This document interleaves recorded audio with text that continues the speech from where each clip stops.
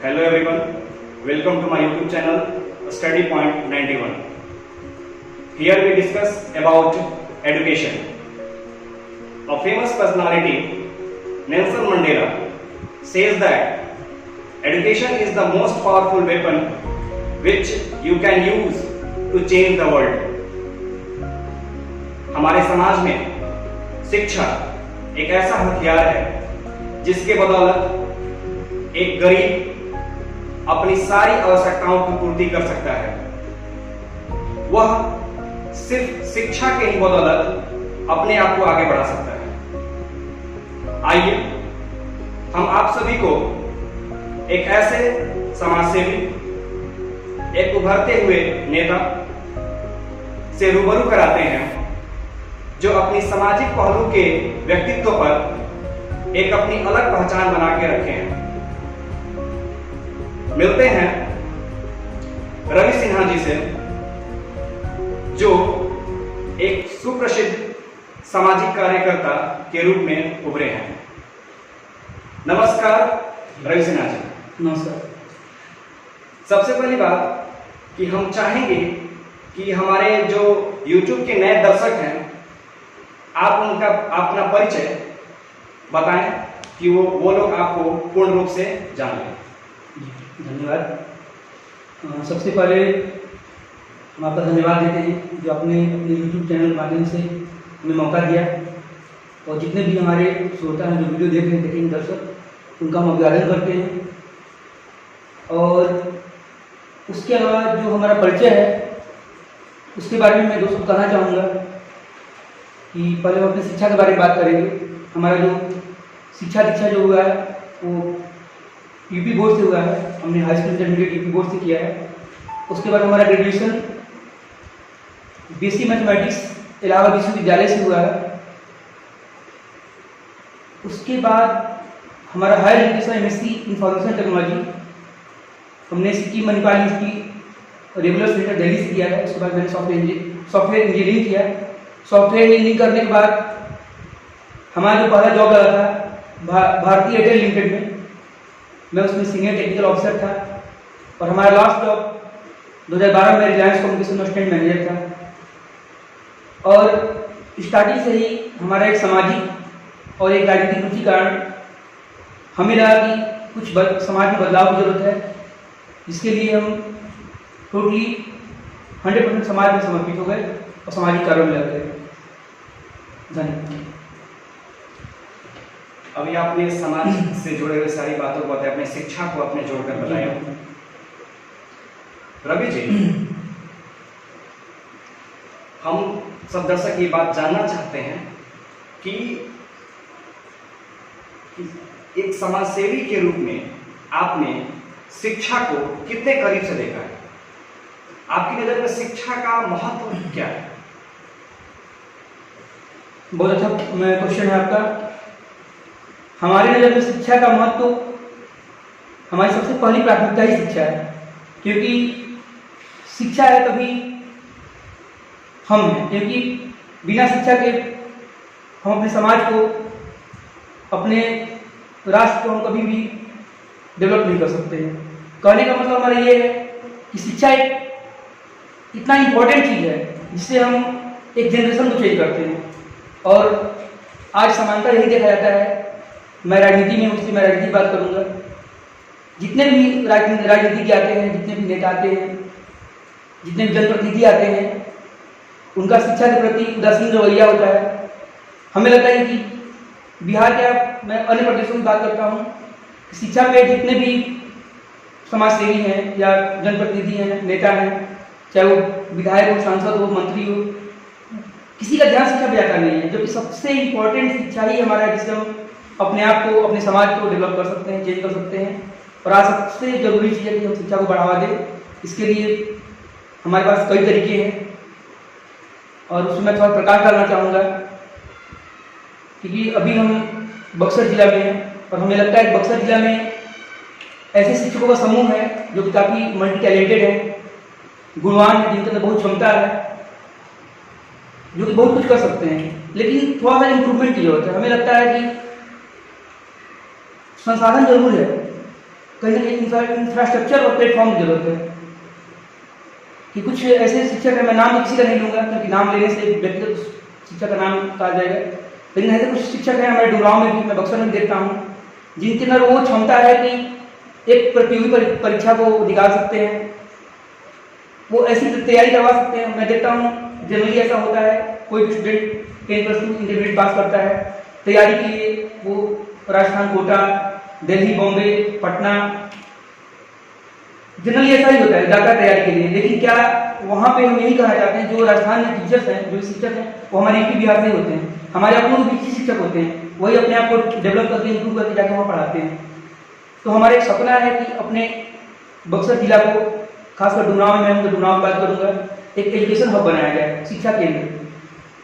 इसके लिए हमारा एक छोटा सुझाव है, जो भी आपके बुद्धिजीवी शिक्षक हैं, कि वो आपसी सामंजस्य बना करके एक दूसरे से, और यहाँ पे मुझे लगता है कि चाहे वो मैथ्स की बात करें, फिजिक्स, केमिस्ट्री, बायोलॉजी, उसके अलावा भी अन्य स्किल्स डेवलपमेंट की बात करें, पर्सनालिटी गुण की बात करें, ऐसे शिक्षक हैं जो कि इन सब काम कर सकते हैं।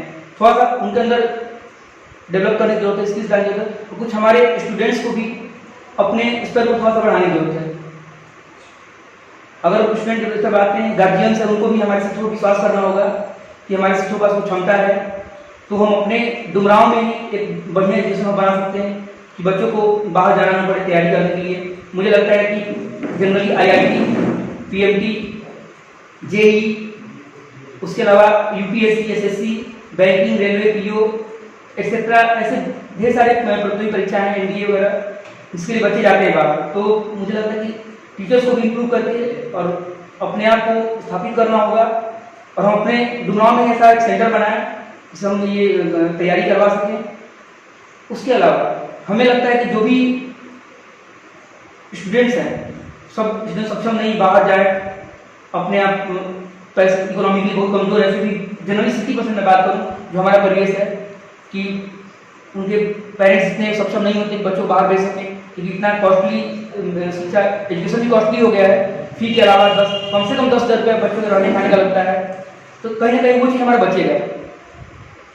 तो हमें थोड़ा सा सोच बदलने की जरूरत है, अपने स्किल्स को डेवलप करने की जरूरत है, एक ऐसे प्लेटफॉर्म को तैयार करने की जरूरत है कि हम अपने जिला में ही, अपने डुमरांव में ही, अपने बक्सर में ही एक ऐसा हब बनाए, एजुकेशन हब बनाए, जो बच्चों को बाहर न जाना पड़े, और कोई बच्चा चाहे वो गरीब का हो या अमीर का हो, शिक्षा से वंचित ना रह जाए। और हमारी ये सोच है कि अगर हमें डुमरांव की जनता, सम्मानित जनता अगर हमें मौका देती है, तो मेरा पहला प्राथमिकता होगा शिक्षा को डेवलप करना है, इसलिए हमें कार्य करना है। धन्यवाद। रवि जी, आपने शिक्षा के बारे में बहुत ही विशेष रूप से चर्चा की। हम सब जानते हैं कि आप आगामी विधानसभा चुनाव में चुनाव लड़ने वाले हैं जी। तो मैं एक चुनाव के प्रतिनिधि के रूप से आपसे एक प्रश्न करता हूं कि एक नेता और एक समाज सेवी, दोनों में अंतर क्या होता है? क्या ये दोनों सिक्के के एक ही पहलू हैं या फिर दोनों अलग अलग हैं? नेता का कार्य क्या है, समाज सेवी का कार्य क्या है? क्या समाज सेवी नेता बनने की राह पर चल बनता है, या फिर नेता एक समाज सेवी नहीं होता है? बिल्कुल, इस पर विशेष प्रकाश डालें, क्योंकि आजकल के युवा बहुत सारे दिग्भ्रमित हो जा रहे हैं समाज सेवी के तौर पर, एक नेता के तौर पर, क्योंकि युवा पीढ़ी शिक्षा पर जोर दे, ना कि समाज के उन पहलुओं पर जोर दे जी हाँ जहाँ पर उन्हें दिग्भ्रमित किया जा रहा है। बिल्कुल, बहुत बढ़िया क्वेश्चन आपका। और इसमें बाइफरकेट करना एक नेता और एक समाज सेवी में आज के डेट में बहुत टफ है, लेकिन जहाँ तक मेरा सोच है मैं उसको बताता हूँ कि नेता और समाज सेवी दोनों एक दूसरे के पूरक हैं। क्योंकि हमें लगता है कि जो भी समाज सेवा करता है, समाज में अपना फुल टाइम देता है, समाज के गरीब जनता के लिए, या जो भी लाचार लोग हैं या जो भी जरूरतमंद हैं, समाज सेवा वही जरूरतमंद की जरूरत पूरा करें। और हमारा अपना मानना है कि इंसानियत और मानव सेवा सबसे बड़ा धर्म है, इससे बड़ा धर्म कोई नहीं है। सबसे बड़ी चीज़ है कि समाज सेवा एक अलग पहलू है और राजनीति, एक नेता बनना अलग पहलू है। देखिए, कहीं ना कहीं आज के मैं देखता हूँ जितने भी समाज सेवी हैं, चाहे हम अपने आप को भी क्यों ना कहें, उसके अलावा मैं बहुत ऐसे समाज सेवी देखता हूँ जिनका टारगेट कहीं ना कहीं होता है कि हम समाज सेवा करके पहले प्रचलित समाज में हो, हमें लोकप्रियता मिले, उस पर हम नेतागिरी करेंगे, नेता बनेंगे। तो ये बहुत अच्छा चीज़ है, लेकिन इससे एक ड्रॉबैक, इसमें कमियां हैं कि जो यूथ है, आज की जनरेशन युवा है, कहीं ना कहीं अपने मार्ग से विचलित हो रहे हैं। जिनकी पहली प्राथमिकता शिक्षा होनी चाहिए, वो कहीं ना कहीं समाज सेवा या नेतागिरी तक जा करके अपने आप को उस शिक्षा से वंचित कर रहे हैं।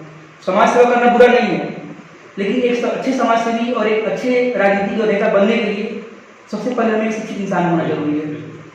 जब हम शिक्षित होंगे, एटलीस्ट कम से कम ग्रेजुएट होंगे, तो हमारा जो सोच है वो सोच बहुत डेवलप होगा। यानी कि आपके कहने का मेरे कहने का अर्थ यही है कि अगर समाज सेवी या नेता के पक्षधर में है, अगर वो बनना चाहता है, तो सबसे पहले उसको अपनी शिक्षा पर विशेष जोर देना चाहिए। बिल्कुल इसी बात पर। तो क्योंकि देखिए, शिक्षा, अगर शिक्षित व्यक्ति है उसकी सोच भी शिक्षित होगी, वो कोई भी कार्य शिक्षित ढंग से करेगा। अगर एक लड़का देखते हैं, अगर हाई स्कूल पास करता है, इंटरमीडिएट पास करता है, 10th पास करता है और समाज सेवा में लग जाता है, तो कहीं कहीं मुझे लगता है वो शिक्षा से वंचित रह जाता है। तो हम सभी का जिम्मेवारी है कि कम से कम हम ऐसे बच्चों को, आने वाले युवा पीढ़ी को दिग्भ्रमित न करें, क्योंकि आज हर नेता चाहता है हमारे पीछे 100 लोग का झुंड समूह हो, तो उस बच्चे के कैरियर खराब ना करें। हमें ऐसा लगता है कि अपने निजी स्वार्थ चलते आज डेट में बहुत नेता ऐसे हैं जो कि बच्चों को बहकाते हैं।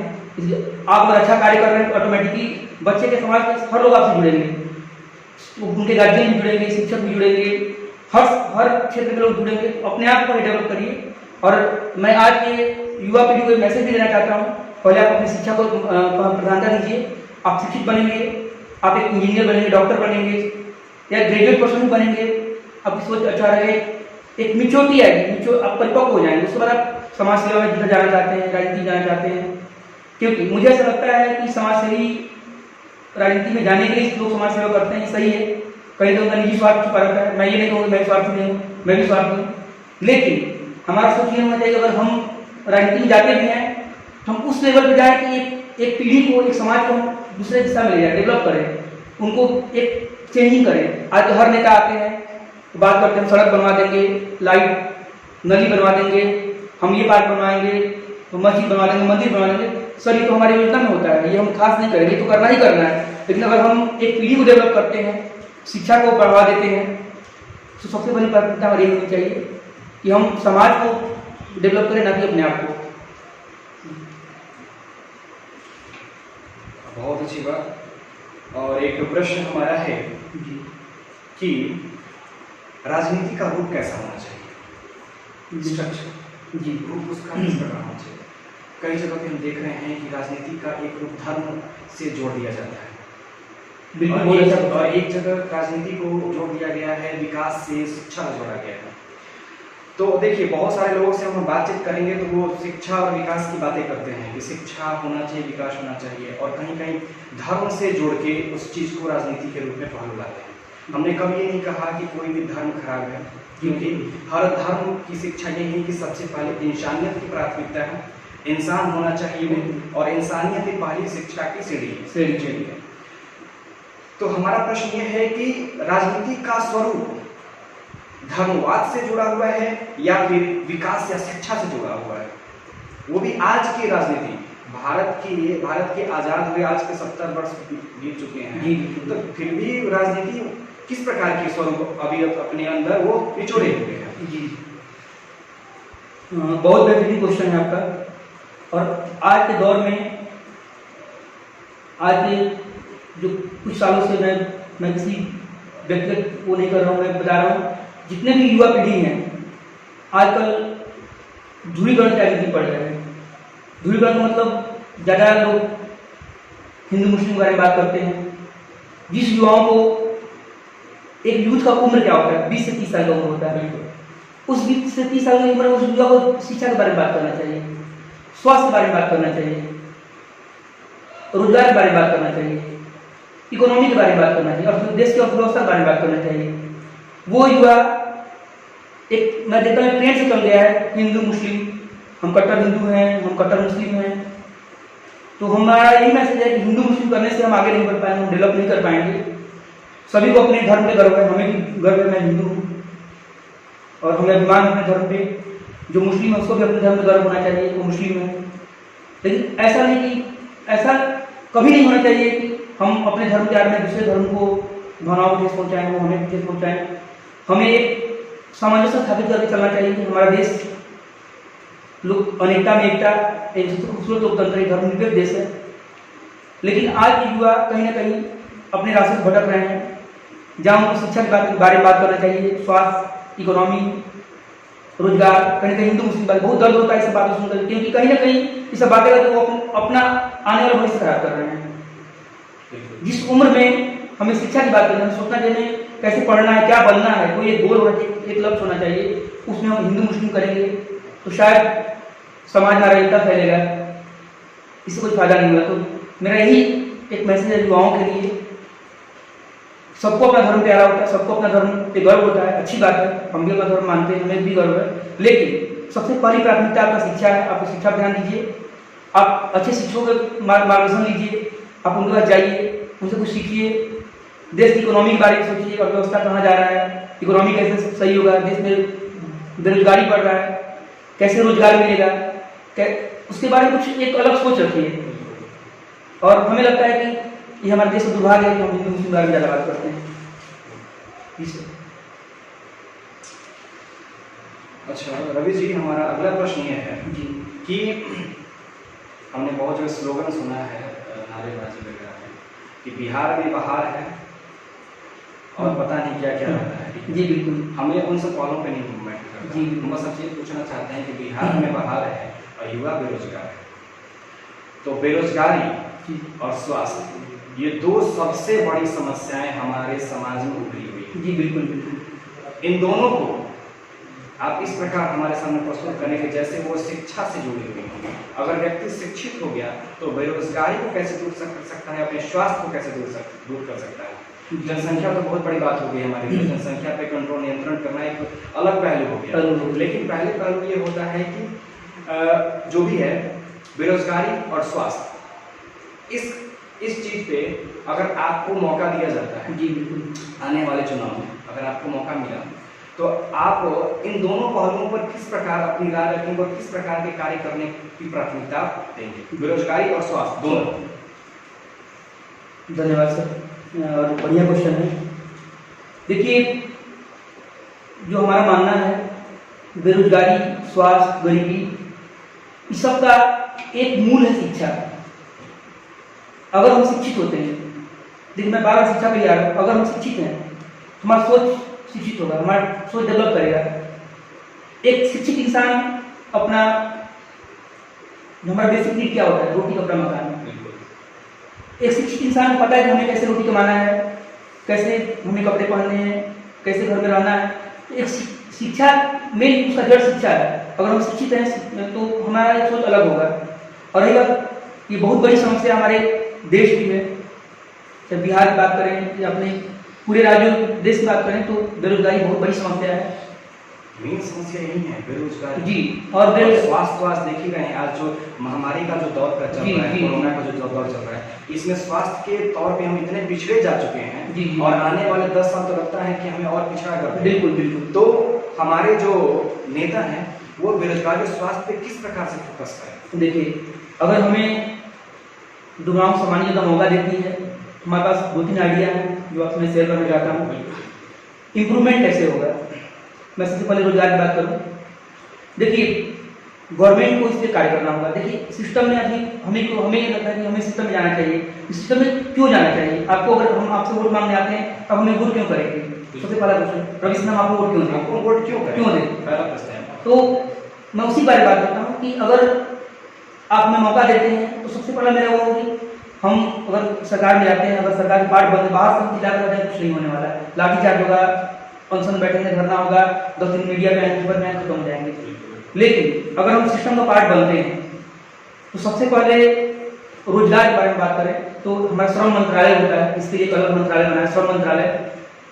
हम उनसे बात करेंगे, हम अपने क्षेत्र में लघु उद्योग बढ़ा देंगे। हमें पता है कि इतना बड़ा संसाधन अभी हमारे क्षेत्र में डेवलप नहीं होगा कि बड़ी बड़ी कंपनियां, हमारी विदेशी कंपनियां आए, अभी इसमें इस लेवल पे आए बहुत टाइम लगेगा। लेकिन जो हमारे पास अवेलेबल है उसको हम इम्प्रूव करेंगे। कैसे करेंगे? हम क्या करेंगे, श्रम मंत्रालय से बात करेंगे कि हमारे क्षेत्र में लघु उद्योग को बढ़ावा दें। लघु उद्योग। लघु उद्योग इन द सेंस कि हमारे क्षेत्र में जितने भी पंचायत हैं, पंचायत स्तर पे ट्रेनिंग सेंटर खुले।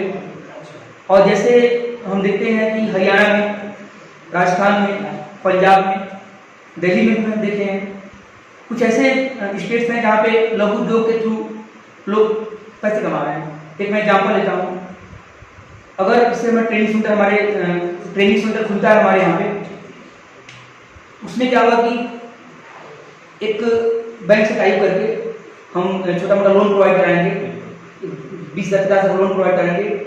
और लघु उद्योग से घर में एक छोटे से रूम में हम CFL बल्ब, LED, अगरबत्ती, टेडी बियर, कुछ ऐसे प्रोडक्ट्स हैं जो हमें छोटे घर में बना सकते हैं।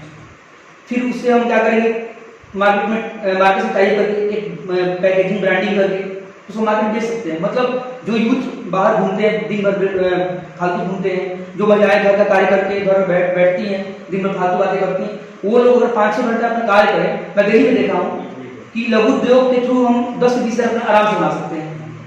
और छोटे छोटे जो प्रोडक्ट्स होते हैं घर बैठे बन सकते हैं, इनके लिए कोई मशीन इंफ्रास्ट्रक्चर की जरूरत नहीं होती है। तो ऐसे चीज़ों को प्रमोट करना पड़ेगा। इससे क्या होगा कि बेरोजगारी भी होगी, सब लोग घर बैठे 20 से 25 हज़ार रुपये घर में कमा सकते हैं, तो युवा भी बेरोजगार नहीं होंगे। तो एक बहुत अच्छा ऑप्शन है और इससे गरीबी भी दूर होगी। दूसरा चीज हम आते हैं स्वास्थ्य। तो स्वास्थ्य के लिए आज के डेट में मैं थोड़ा सा राजनीति बातें करूँगा कि हमारा सौभाग्य है कि हमारे जो संसदीय क्षेत्र के सांसद जी माननीय सुनील चौबे जी स्वास्थ्य मंत्री हैं। ये हमारा सौभाग्य बक्सर का, लेकिन दुर्भाग्य ये कहा जाए कि बक्सर की स्वास्थ्य व्यवस्था बहुत ज़्यादा लचर है।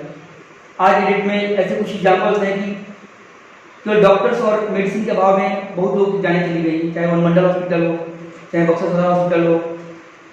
तो हमें स्वास्थ्य के क्षेत्र में बक्सर को, डुनाव को बहुत डेवलप करना होगा, क्योंकि देखिए हमारा जो बक्सर जिला है इसमें 1163 गाँव हैं, 1163 गाँव। उसके अलावा कम से कम 500 से 600 गाँव रोहतास जिला के बक्सर कनेक्टेड है। मतलब लगभग 1700 गाँव का एक सेंटर बक्सर है। और मैं सिंपल बात करता हूँ कि अगर बक्सर में कोई मेजर एक्सीडेंट हो जाए या कोई सीरियस पेशेंट आ जाए तो सीधे रिफर करते हैं पटना या बनारस। और जनरली ऐसा होता है 70% लोगों की मौत रास्ते में हो जाती है। तो कहीं ना कहीं इस आपके चैनल के माध्यम से जो भी हमारी बात सुन रहे हैं, अगर हमारी बातें स्वास्थ्य मंत्री तक भी जाती है तो कहीं ना कहीं डेवलप करने की जरूरत है। बक्सर जो 1700 गाँव का एक सेंटर है उसमें कहीं ऐसा स्वास्थ्य सुविधा नहीं जहाँ पे एक सीरियस मरीज को बचाया जा सके। दूसरी बात, जो हमारे यहाँ पे हॉस्पिटल्स हैं, सदर हॉस्पिटल, अनुमंडल हॉस्पिटल, प्राथमिक केंद्र, वहाँ पे डॉक्टर्स नहीं रहते हैं, कभी दवाएं नहीं रहती, ब्लड स्टोरेज यूनिट में ब्लड नहीं रहता है।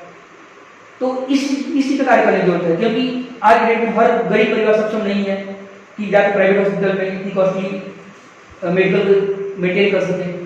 और जनरली मौत ऐसे लोग, मध्यम वर्गीय गरीब लोगों का मौत होता है पैसे के अभाव में। तो कहीं ना कहीं हमें इस सुविधा को डेवलप करने की जरूरत है। हमारे डुमराव में एक दो संगठन भी है, स्वयं शक्ति भी इस पे कार्य किया, स्वास्थ्य क्षेत्र में बहुत अच्छा, काफी अच्छा कार्य किया, स्वयं शक्ति ने काफी अच्छा कार्य किया और अब तक उन्होंने काम किया और इम्प्रूवमेंट भी हुआ, लेकिन कुछ समय के लिए हुआ।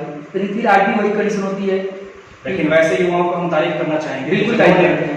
एक संगठन बनाते हुए स्वयं शक्ति का नाम दिया और वो स्वयं शक्ति आज के डेट बहुत ही एक्टिव है और बहुत ही हमें अच्छा लगा क्योंकि सर ने नाम लिया, रवि जी ने नाम लिया स्वयं शक्ति के बारे में। उन युवाओं को मैं बहुत बहुत धन्यवाद देना चाहूँगा और अपने चैनल के माध्यम से मैं सभी को बताना चाहता हूँ कि स्वयं शक्ति एक बहुत ही सुदृढ़ और सुसज्जित संगठन है और इन्होंने स्वास्थ्य के क्षेत्र में बहुत ही अच्छा कार्य किया है। सर अपना बात कंटिन्यू, हमने आपको इंटरप्ट किया। बिल्कुल, इसके लिए इट्स ऑलराइट। देखिए सर, स्वयं शक्ति ने बहुत अच्छा कार्य किया। कहीं ना कहीं इसमें मैं दोष दूंगा डुमराव के जनता को कि आप शायद उनके हाथ को मजबूत करने के लिए जितना मजबूत करना चाहिए आपने नहीं किया, जिसका फलस्वरूप अभी एक महिला की मौत हो गई कुछ दिन पहले। और अभी भी हम देखते हैं कि जितने जो वहाँ पे उनके मानक में दिया गया है मेडिसिन का, डॉक्टर्स का, वो फॉर्मेट अभी भी कंप्लीट नहीं है। इस पर और भी काम करने की जरूरत है और कहीं ना कहीं इस पे सरकार को फंड करने की जरूरत है। मैं सिंपल बात क्या है, वो बक्सर जिला में 4 हमारे विधायक हैं, एक स्वास्थ्य मंत्री भी है, केंद्रीय स्वास्थ्य मंत्री भी है। मैं सबको कहता हूँ कहें कि आप इंटरेक्ट करें, इसमें आइए बीच में, क्योंकि स्वास्थ्य इज मोस्ट इम्पॉर्टेंट। क्योंकि इतना ज़्यादा दिक्कत है स्वास्थ्य सुविधाओं में इसमें बहुत अच्छा कार्य करने की जरूरत है। और हम स्वस्थ रहेंगे तभी हम शिक्षा भी ग्रहण कर पाएंगे, बेरोजगारी भी दूर कर पाएंगे। तो सबसे पहले तो हेल्थ इज वेल्थ, इस पर कार्य करने की बहुत जरूरत है। मैं करूँगा, हमारा ये वादा है, अगर हमें मौका जनता देती है तो शिक्षा स्वास्थ्य में बेहतर कार्य करूँगा। और जो भी हमसे बन सकता है, हम चाहे संगठन हो, चाहे जो भी समाज सेवी हो, उनको जितना बन सकता है हमसे उतना हम उनका मदद भी करेंगे इसमें। रवि जी, अब अगला प्रश्न है आपसे जी कि देखिए आजकल चल यूँ रहा है कि विश्वविद्यालय जो हमारे हैं, यूनिवर्सिटीज जो हैं, उनका सत्र सेशन बहुत ही पीछे चल रहा है। बिल्कुल। इसके लिए आने वाले जो विद्यार्थी हैं, चाहे विद्यार्थी रह चुके हैं, वो इस चीज़ का परिणाम भुगत चुके हैं। बहुत ही गंदे तरीके से इसका परिणाम भुगतते हैं, क्योंकि जो एग्ज़ाम होना चाहिए समय से, वो होता है 6-6 महीने देरी से। बिल्कुल। हर एक विश्वविद्यालय में, बिहार के विश्वविद्यालय में खासकर तो ये एक रीत बन गया है। एक साल लग जाता है, एक साल लग जाता है रिजल्ट आने में, एग्जाम होने में, बहुत कुछ। सेशन पूरी तरह से एकदम पीछे है। और रिजल्ट इसमें ये होता है कि गाँव के जो शिक्षा की व्यवस्था है, या तो पीछे हो जाते हैं, या फिर और कहीं उनका एनर्जी लेवल भी, विश्वविद्यालयों में शिक्षकों की बहुत घोर कमी है। बहुत शिक्षक, माने शिक्षक तो विश्वविद्यालय में है ही नहीं। अगर मान लीजिए कोई जूलॉजी डिपार्टमेंट पढ़ना चाहता है, बायोलॉजी डिपार्टमेंट पढ़ना चाहता है, ज्योग्राफी डिपार्टमेंट जाना चाहता है, फिजिक्स डिपार्टमेंट जाना चाहता है, तो वहाँ पे प्रोफेसर्स नहीं है वहाँ पे उनकी शिक्षा देने के लिए, ठीक है। तो जैसे तरह से लोग ग्रेजुएशन का अपना इशू बना के अपना वो क्वालिफाई कर रहे हैं, तो हम चाहेंगे कि एक स्नातक की जो डिग्री है, जी बिल्कुल, बच्चे एकदम अपने दृष्टिकोण से गुरुजनों के आशीर्वाद से किस प्रकार प्राप्त करें। बिहार सरकार को इसके लिए शिक्षा क्षेत्र में क्या सोचना चाहिए, गलत क्या कर रही है, या फिर ऐसी पहलू जो हमें समझ में नहीं आ रही है। आप एक समाजसेवी और एक उभरते हुए नेता हैं, तो इसके बारे में डिटेल में बताइएगा। जी बिल्कुल। बिल्कुल सही कहा आपने। आज के डेट में अगर हम, आपका जो क्वेश्चन था कि जो सेशन बहुत लेट स्टार्ट होते हैं या एग्जाम से बहुत लेट होते हैं, रिजल्ट बहुत लेट होता है, हमें लगता है कि जो ग्रेजुएशन 3 साल में कंप्लीट होना चाहिए, उसका रिजल्ट आते थे 4 साल लग जाते हैं, उससे ज़्यादा ही लग जाते हैं। इस पर कहीं ना कहीं सरकार, बिहार सरकार की जो उदासीन रवैया है, इस पर हम कड़े स्वरों में निंदा करते हैं। और कहीं ना कहीं ये हमारे जो क्षेत्रीय जनप्रतिनिधि हैं, चाहे वो विधायक हों, हर क्षेत्र में क्षेत्रीय जनप्रतिनिधि विधायक ही होता है, सांसद हों, कहीं ना कहीं इनमें घोर कमी है।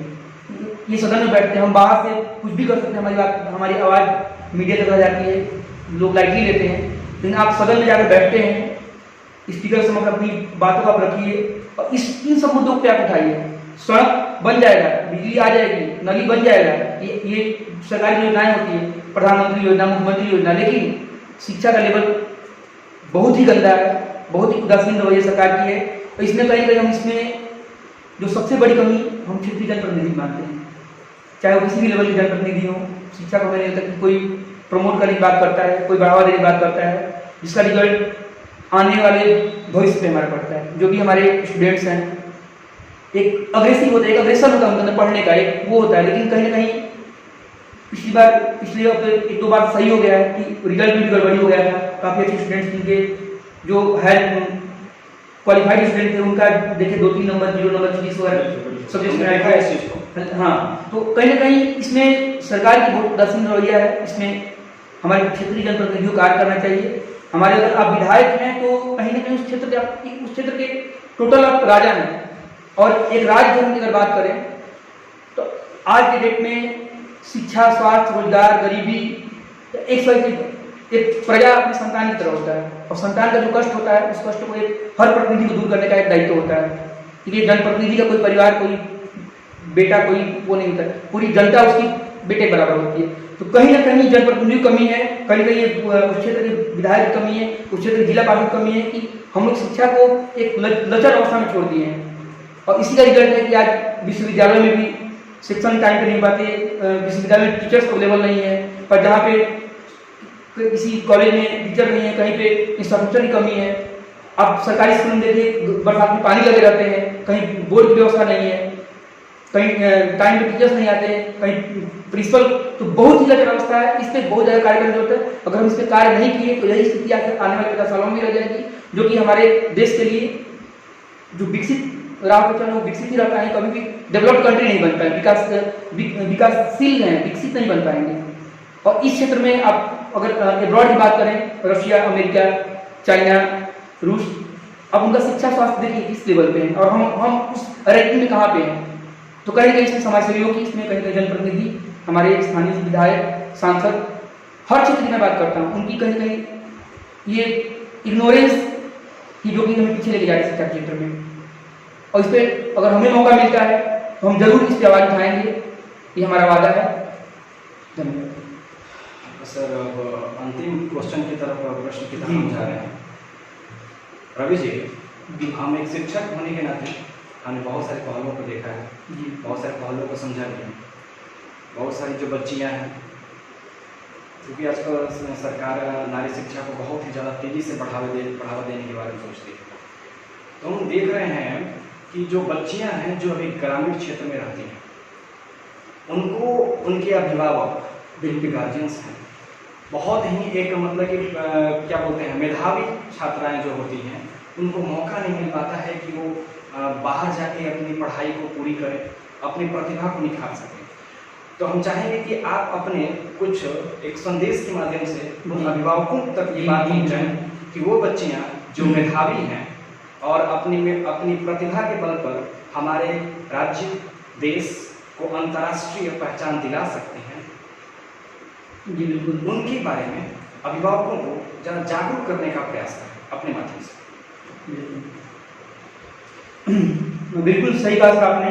और आज डेट में रूरल क्षेत्र की बात करें, ग्रामीण क्षेत्रों की बात करें, तो हमें लगता है कि इसमें कहीं कहीं गार्जियंस की उदासीनता है, जो कि लड़कियों पे, बच्चियों पे वो ज़्यादा गौर नहीं करते। एक उनका एक मेंटलिटी डेवलप है कि बेटा है तो बेटा को पढ़ाना चाहिए, लड़की है घर में, इस सोच से हमें बाहर आने की जरूरत है। कि आज डेट में हमारा समाज, हमारा राष्ट्र इस लेवल पे आ चुका है, इससे कहीं कहीं हमें बाहर निकलना पड़ेगा। क्योंकि अगर हम सोचते हैं कि लड़की है, हमें बाहर नहीं भेजना चाहिए, पढ़ने का मौका नहीं देना चाहिए, ये सबसे बड़ा इसमें गार्जियन की उदासीनता है, गार्जियन कमी है। गार्जियन का ये दोष कहीं कहीं आने वाले भविष्य पे बहुत ज़्यादा फर्क पड़ता है। मैं एक सिंपल बात करता हूँ, अगर एक लड़की पढ़ी लिखी है, हमारी गवर्नमेंट ने भी काफ़ी नारी सशक्तिकरण पे कार्य कर रहा है, बेटी पढ़ाओ बेटी बचाओ, ऐसे ढेर सारे अभियान है। और सिंपल बात हम जानते हैं कि अगर एक लड़की, वो लड़की आज लड़की है, कल किसी माँ भी बनती है, और वो एक नए पीढ़ी को जन्म देती है, माँ ही एक नए पीढ़ी को, एक आने वाले भविष्य को जन्म देती है। तो अगर एग्जाम्पल में अगर लड़की शिक्षित है तो आने वाला पीढ़ी शिक्षित होगा। क्योंकि अगर एक शिक्षित एजुकेटेड माँ है तो अपने बच्चे को एक जो बेसिक शिक्षा होता है, प्रारंभिक शिक्षा वो माँ ही देती है। तो आज पता है कि आज के इस वैश्विक युग में जितने भी पिताजी हैं, फादर हैं, उन्हें टाइम नहीं मिलता बच्चों को घर पे टाइम दे पाएँ, अपने कार्य में 2 पैसे कमाने बाहर रहते हैं। तो कहीं ना कहीं माँ को भी शिक्षित होना बहुत जरूरी है। अगर शिक्षित होगी तो आने वाली पीढ़ी को डेवलप करेगी, उसको बचपन से स्किल्स देगी कि कैसे तुम्हें उठना है, कैसे बैठना है, किससे कैसे बात करना है, और एक मैनर बहुत ज़्यादा जरूरी है। तो कहीं ना कहीं ये गार्जियंस को इससे बाहर आना पड़ेगा। और रही बात प्रतिभाओं की, तो आप एग्जाम्पल देखते हमारे देश में भी कल्पना चावला जैसा, सानिया नेहवाल, सानिया मिर्जा, ऐसे ढेर सारी लड़कियां जो कि इंटरनेशनल लेवल पे नाम कर चुकी हैं। तो कहीं ना कहीं गार्जियंस को इसमें फ्रंट पे आना होगा, और बच्चों के, लड़कों के बराबर लड़कियों को भी वही प्राथमिकता देना होगा। और काफ़ी गार्जियन हम देखते हैं कि उनका ये सोच रहता है कि हाई स्कूल कर ली, इंटर पास कर गई, शादी कर देते हैं। नहीं, आप उससे आप पूछिए कि वो क्या करना चाहती है। अगर वो पढ़ना चाहती है, अगर आप सक्षम है तो उसको पढ़ाइए, सक्षम नहीं है तो समाजसेवी हैं, इतने ट्रस्ट हैं, इतने संस्था है, आप उनसे मदद लीजिए ना। इतनी गवर्नमेंट का इतने ढेर सारे नारियों प्रति, लड़कियों प्रति योजनाएं हैं, लोन्स हैं, आप कम ब्याज पे, वैसे भी जनरली देखते हैं कि लड़कियों के नाम पे उसमें भी छूट मिलता है छात्राओं के नाम पे। तो आप उस योजना का फायदा उठाइए, तभी हमारा भविष्य, मतलब आने वाला भविष्य सुनहरा होगा। क्योंकि अगर हम नारी को नहीं पढ़ाते हैं तो कहीं ना कहीं हम अपने भविष्य खराब करते हैं, फ्यूचर को बिगाड़ते हैं। तो सभी गार्जियन से हमारा यही अनुरोध है कि नारी शक्ति पर जोर दें। अगर हमारी बेटी पढ़ेगी, आगे बढ़ेगी, तभी हमारा भविष्य, हमारा आने वाला फ्यूचर भी अच्छा होगा, आने वाली पीढ़ी पढ़ेगी। वरना कहीं ना कहीं हम इस चीज़ से वंचित रह रहे हैं, जिसका परिणाम काफ़ी भयावह होता है। तो हमें यही कहना है कि कम से कम आप बच्चियों को भी उतना ही प्रधानता दें जितना आप एक लड़के को पढ़ाने देते हैं, और कहीं ना कहीं एक सामाजिक बातें करें तो माँ पिता के लिए बच्चे से ज़्यादा बच्चियाँ करती हैं। जी धन्यवाद। बहुत बहुत धन्यवाद रवि जी आपका। अब अगर आप हमारे जो दर्शक हैं जी यूट्यूब चैनल के जो हमारे जो दर्शक हैं, जी अगर आप उन्हें कुछ अपना मैसेज देना चाहें, जी अपना खुद का अगर कुछ मैसेज, तो आप उन्हें दें। बिल्कुल। जो भी हमारे यूट्यूब चैनल माध्यम से दर्शक हैं, एक संदेश के रूप में हम यही देना चाहते हैं कि हमारे अंदर हर चीज़ अवेलेबल है, हमें बस उसको एक अपने स्किल्स को, अपने गुणवत्ता को डेवलप करने की जरूरत है, उसको आगे बढ़ाने की जरूरत है, सोच बदलने की जरूरत है। कि हम अब नए समाज में आ रहे हैं, नई पीढ़ी में आ रहे हैं, वही पुरानी सोच को लेकर चलेंगे तो शायद हम डेवलप नहीं कर पाएंगे। और शिक्षा बहुत बड़ा टूल्स है, बहुत बड़ा वेपन है, जिसके माध्यम से हम किसी भी चीज़ को डेवलप कर सकते हैं, पूरे वर्ल्ड को डेवलप कर सकते हैं। अपने आने वाले भविष्य के लिए गार्जियन से भी मेरा प्रार्थना है, स्टूडेंट्स से भी प्रार्थना है कि आप लोग शिक्षा को बढ़ावा दीजिए और शिक्षित बनिए, क्योंकि अगर शिक्षित होते हैं तभी भी आप किसी भी क्षेत्र में आगे बढ़ सकते हैं। और मेरा यही फाइनली वो है कि शिक्षा पर ध्यान दीजिए, शिक्षित बनिए, देश को आगे बढ़ाइए। बहुत बहुत धन्यवाद। आज के इंटरव्यू सेशन में मैंने तो यही सीखा कि जिसने सीखना छोड़ दिया, चाहे उसकी उम्र 20 हो या 80, वो बूढ़ा है, और जिसने सीखना नहीं छोड़ा वो आज भी युवा है।